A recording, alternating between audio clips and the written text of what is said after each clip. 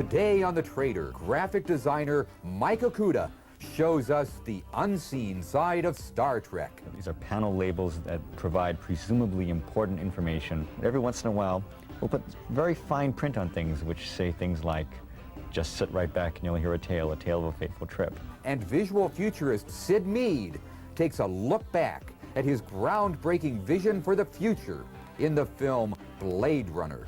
The film, as envisioned by Ridley Scott, was a dreary, dark world future, and I tried to make it as professionally dark and dreary in a very fascinating way as possible. All this and more on today's episode of the Sci-Fi Trader.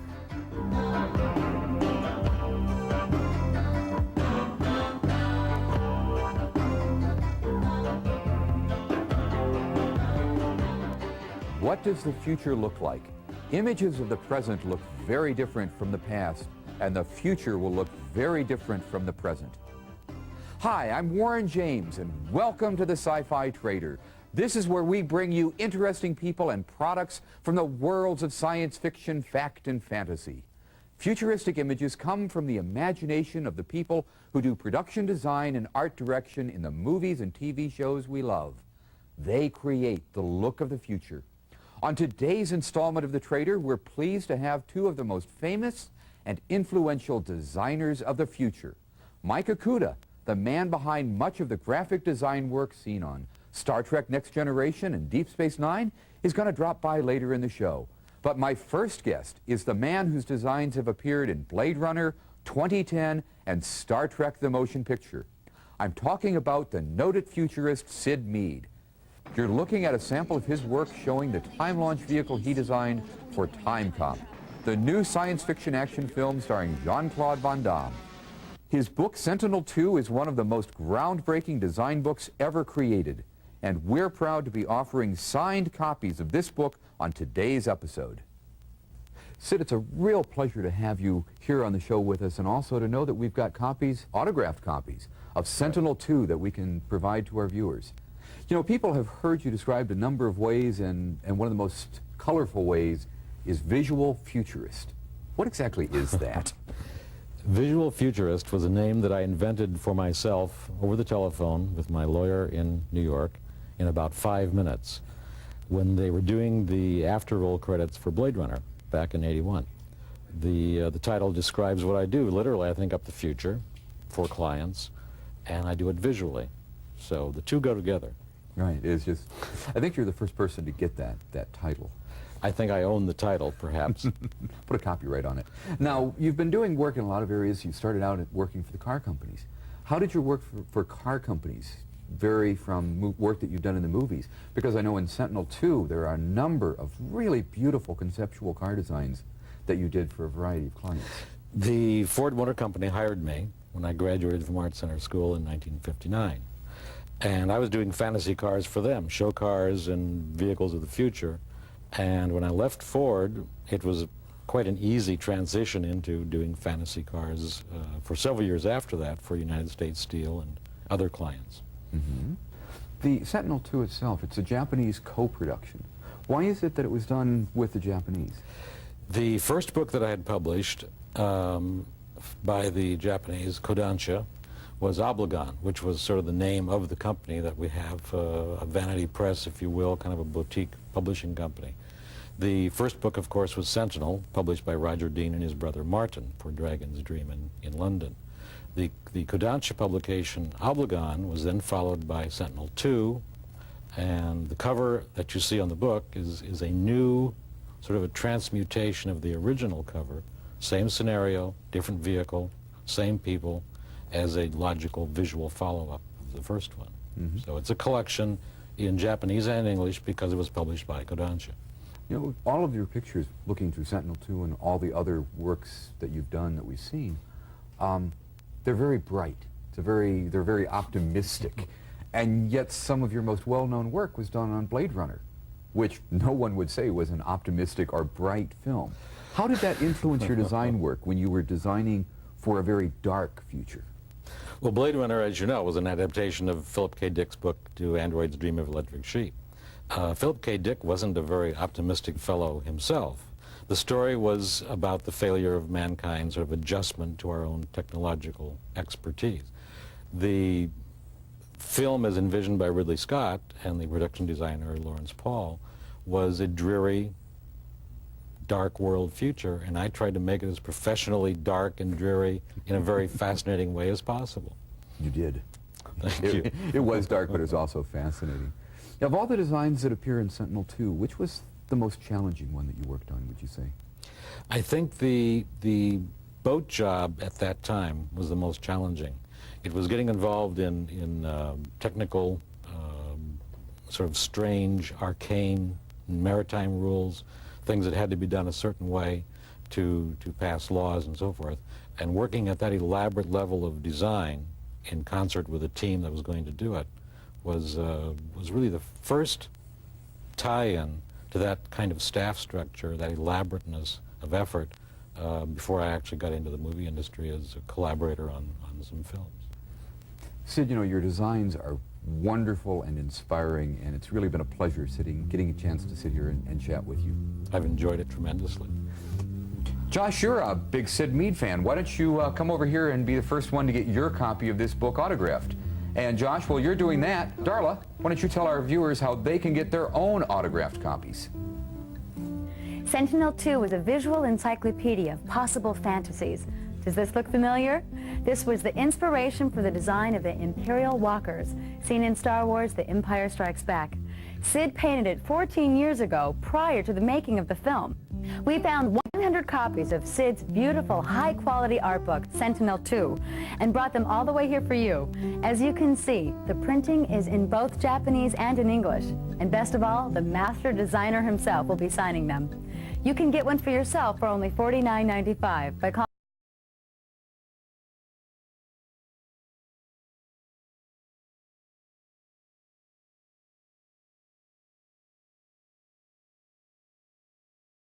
for just $49.95.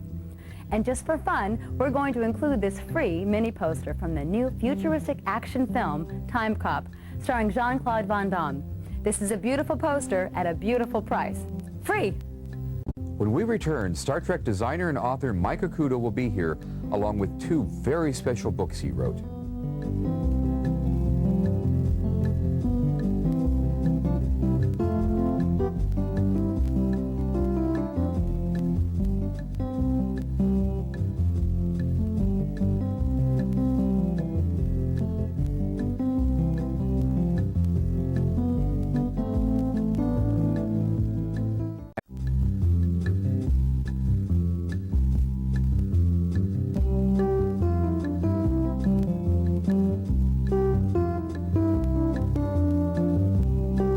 Star Trek: The Next Generation and Deep Space Nine have very distinctive looks. One reason is Mike Okuda, the scenic art supervisor and author of two books we're offering on this episode of The Trader, the Star Trek Chronology and the Star Trek Encyclopedia. Mike Okuda and co-author Denise Okuda will both be signing these books. Mike, I'm really glad you could join us tonight so we could talk about Star Trek and about the things you've done on it. You know, it was really interesting in your books how you tied together classic Star Trek from the 1960s and Next Gen and DS9. How did you do that? And things like the evolution of the Enterprise. How did you tie them together? Well, one of the reasons we did Star Trek was because the Star Trek Chronology and the encyclopedias. There's just been so much Star Trek done over the years that it's impossible for any of us to keep track of it. And we actually hope that these books will help those of us who work on the show to keep track of things, to make sure the evolution is consistent. When you were doing your diagrams, because you got some beautiful diagrams showing the original Enterprise and the various movie versions and the new version, the NCC 1701D, you show all of those together in scale. Where did you get the raw data for those? Well, one thing we had going for us is a very brilliant graphic designer, Doug Drexler, had been collecting a lot of data for years and years. And also just working on the show, we, even if we didn't have the props available, there are things that you remember what you did. So working on the show was an advantage. As a scenic art supervisor, what exactly do you do in your job? Well, scenic art supervisor is something of a misnomer. My real job is I'm in overall charge of the graphics on the various Star Trek shows. And that means control panels and readouts and signage and alien written languages and symbols and all all those kind of things. Every week we see Star Trek, we see all these wonderful signs and things. And I know you sneak stuff onto those signs that people can't see on TV. Can you tell us about some of the things that you have snuck onto those signs? Well, these are what we call capsule labels. These are panel labels that provide presumably important information as to what's inside this panel, what happens through if you that open door. up, what's through that door. And every once in a while, not always, but every once in a while, we'll put very fine print on things which say things like, just sit right back and you'll hear a tale of a fateful trip. Or sometimes they'll say things like, no matter where you go, there you are. And that's all stuff that we see every week on Star Trek, but you just can't read it. Well, you try very hard to make sure that it's so tiny that no one will ever see it. But every once in a while, one of our crew members, our production crew members, will discover it, and they'll burst out laughing. Yeah, just like people will do, because you've got a number of those reproduced in your books. As a matter of fact, we have a whole page full of them. Now, when you're designing Star Trek, it's got a definite look. What are some of the signature elements that you use to create, if you would, the Star Trek look and feel? Well, the Star Trek universe has several very distinct groups. We have the Federation Starfleet, which has these distinct colors, distinct typefaces, distinct shapes. But you also try to keep in mind that you're going to do other alien cultures. We have, for example, the Klingons. They have different shapes, they have different colors, they have very strange typography. And we've got, this is the symbol of the Borg. Mm-hmm. And you can see it's this vicious claw and this overlaid on circuitry. And what we try to do is we try to use the graphics to supplement what Richard James, our production designer, does to create the environment. Because if you have the colors and the set dressing and the costumes and the graphics all working together, that's what helps create the backdrop against which the stories are told. I know in the Star Trek Encyclopedia you also unearthed something that must be extremely rare. A photograph of the first captain of the Enterprise. Oh, you discovered that, did you? Yes, that was quite a nice one. Would you tell our viewers about that one? Oh, what we did was, theoretically, the very first captain of the Enterprise was Captain Robert April, who was referred to but was never actually seen in any of the Star Trek movies or TV shows. Right. There was never a picture of him because he was never filmed.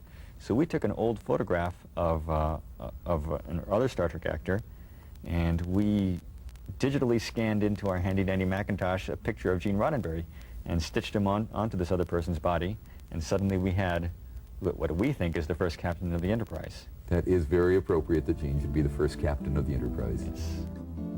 Mike, it's really quite a treat to sit down and talk with you about your books and about Star Trek, and I look forward to getting to do it more times in the future. Thank you. And now, Darla's going to show you how you can get your very own autographed copies of these fine books. Mike Ikuda and his collaborators have endeavored to put together the ultimate guides to the Star Trek universe, the Star Trek Encyclopedia and the Star Trek Chronology. You can get signed copies of both of these incredibly detailed and accurate guides for only $29.95 by calling Mike, and his co-author Denise Ikuda will be autographing every copy that is sold. The Star Trek Encyclopedia is the definitive reference book for Star Trek fans. It features hundreds of photos and diagrams, it has over 5,000 individual entries, and the Star Trek Chronology is the official illustrated timeline for the Star Trek saga, authored and signed by Mike and Denise Ikuda. This comprehensive chronology is illustrated with nearly 500 photographs, many of which have never before been printed, and includes little-known inside information and trivia about the making of the Star Trek television shows and feature films. Both the signed Star Trek Chronology and the signed Star Trek Encyclopedia can be yours for only $29.95, an incredible price for signed copies. Make it so by calling. The Star Trek Chronology and the Star Trek Encyclopedia are both fascinating books. Just be careful where you leave them, because people can't keep their hands off them. Put one of these books on your coffee table, and when you have friends come over, I guarantee that somebody's going to get lost in these books. I know this is going to happen because it happens to me and my friends all the time. Coming up next, we'll be looking at some rare props from Star Trek.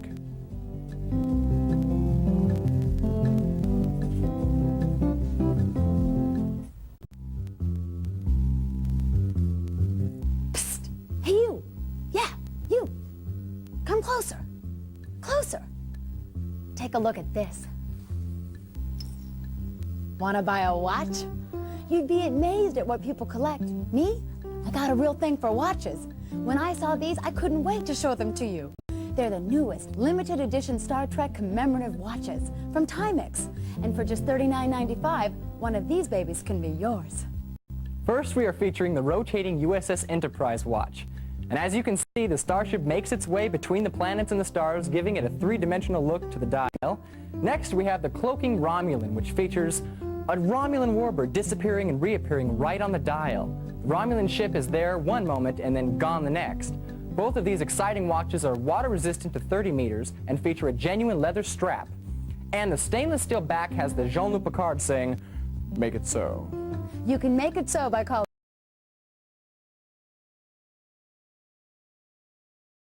We'll send one of these colorful attention getters off to you. Hey Jim, want to buy a watch? I'd love to get my hands on one of those watches. But first, I want everyone to meet my very special guest, Denise Ikuda. Denise, welcome to the show. Thank you. Now, besides being the better half of Michael Ikuda, you're also the co-author of the Star Trek Encyclopedia and the Chronology and a scenic artist on Deep Space Nine. Wow. What'd you bring for us today to share? I brought the USS Kyushu. As you can see, it's had better days. Yeah, what was this used for? This actually was designed by Ed Myrecki and ended up in the Battle of Wolf 359, as you can see the damage In the Best condition. of Both Worlds Yes, in the episode. best, yeah. Ed Myrecki designed the ship, but Michael Okuda put a lot of detailing in it. You can see a lot of the taping detailing. Is that normal for someone in your department to actually do that kind of finish work on a model? We will go ahead and do some detailing on models and on the sets and basically whatever our production designer tells us to do, yes. And what are the warp engine nacelles here made out of? Those look familiar. Those actually are designer pens that we went ahead and painted and ended up on the model. Now, I noticed you looking at those Star Trek watches the same way I did. Do you think Mike would mind if we did a trade for a couple of those for I don't know, I us? think we can get away with it. Let's go for Let's it. try it, okay. Yeah. While they're out working on their deal, let me tell you about the great time we all had at the recent StarCon. The place was packed with science fiction fans, and we had a ball signing autographs, talking to our fans, and looking at all the wonderful collectibles being displayed throughout the convention hall. But the most special time I had was the few minutes I got to spend with Darth Vader himself, David Prowse. Now, an extra special thing we did while we were there has to do with our next exciting offer. It's a limited edition gold foil portrait of the Evil One himself. And while at the convention, Dave signed 200 of these exclusively for us. As you can see here, I've got mine signed, and if you'd like a signed copy for yourself, here's how you can get one. Darth Vader, the Dark Lord of the Sith, is cast forever in a new patent technology that evokes the turbulent spirit of this evil giant. Talk about a sense of style and design. This has it in spades, and it's only $29.95 to boot. This chromium print is made with a unique graphic process, a patented technology which utilizes plastic, foiling, and etching to give the illusion of depth on a two-dimensional surface. David Prowse, the actor who played Darth Vader, is signing every copy that fans of the Trader order. And every autograph David signs is not just a signature. It proudly proclaims David Prowse is Darth Vader. But I'm giving you fair warning, we could only get 200 of these etchings. If you want one, act fast. For just $29.95 plus shipping and handling, this cutting-edge collectible is yours by calling certificate of authenticity from the manufacturer on the back and has an elegant granite-like mat which makes for dynamic framing. There you are. Darth Vader picture all signed in gold for you. How's that? It's good, isn't it? Lovely, lovely picture. Lovely picture.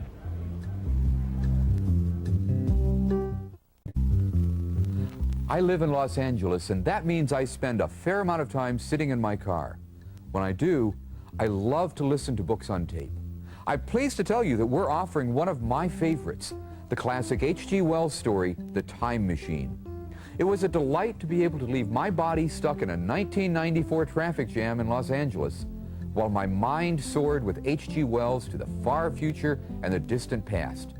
I give this audiobook my highest personal recommendation. Darla, tell our viewers how they can get a copy of their very own. This recording of The Time Machine is an unabridged version masterfully recorded by Commuter's Library, and at $16.95 a real bargain. The highly respected magazine Audiophile gave it the Earphone Award for exceptional audio performance. Call from the past will soon be in your future. If you'd like any of the products that we had on the show today, or any of the neat Sci-Fi Channel products that we talked about in the past, like this great t-shirt, give us a call. Here's a quick review of what we featured on this episode. First, there's Sentinel-2, Sid Mead's dynamic vision of the future, signed by the artist himself. Sentinel-2 is $49.95. Our next item is the Star Trek Encyclopedia and the Star Trek Chronology, signed by co-authors Mike and Denise Akuda. $34.95 will get you the two most definitive books on Star Trek ever written. We are talking photos, diagrams, and thousands of individual entries. We also featured these analog Star Trek watches. At $39.95, you can choose between the rotating USS Enterprise model that has the starship traveling between the planets and the stars, my personal fave, or the cloaking Romulan that has this disappearing and reappearing Romulan warbird. Actually, I like it just as well. I'll tell you what, buy them both and you won't have to decide. And the Darth Vader gold foil etching. It's signed by David Prowse, the actor who played Darth, and it's sure to catch the eye of anyone who sees it. For just $29.95, you can hang Darth Vader any place you want. We have a limited supply of 200 of these, so don't wait. Call. And remember, we have a 30-day money-back guarantee on all the products that we feature on the Trader. Now here's Warren to massage your id with one final bit. On today's episode, we've seen how people design the future for the movies. You know, real life is much the same. The future, after all, is an unfilmed movie, just waiting for us to design it. Let's create the future that we want. After all, that's where we're going to spend the rest of our lives. I'm Warren James, and this is the Sci-Fi Trader. Till next time, I'll be waiting for you in the future.